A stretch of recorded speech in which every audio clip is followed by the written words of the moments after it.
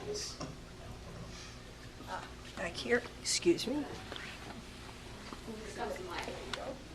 Thanks. Phil, a question you mentioned a little earlier about property tax reform. Do you have any ideas that are specific to that topic? How would you reform property tax? Thank you.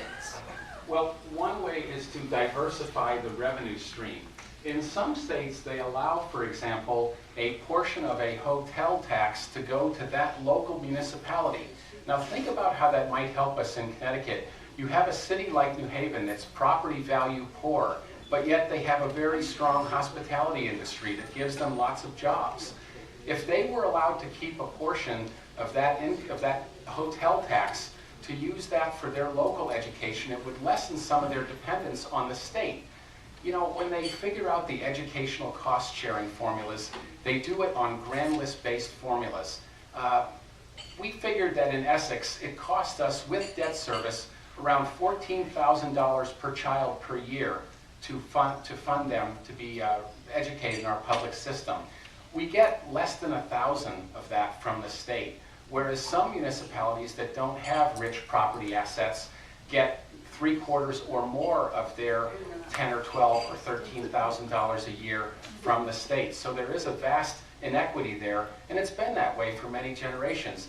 You know, on some level, those children in New Haven and Bridgeport, they're our kids too. And certainly it's in our best interest as big trading partners with all these big cities that they succeed with public education as well. But we have to have different revenue streams, and that's how other states do it. So I think we need to be creative in thinking of ways to lessen the dependency of the property tax.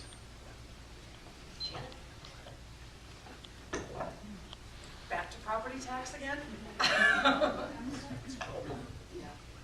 Okay, I have nothing, I really have nothing further to add on that. I mean, I think it's something we should look at, but I think what we need to look at right now is the budget that's before us in Hartford and how to keep us from being taxed. We are just overburdened by taxes, and it's not fair. That's why we keep chasing people out of this state.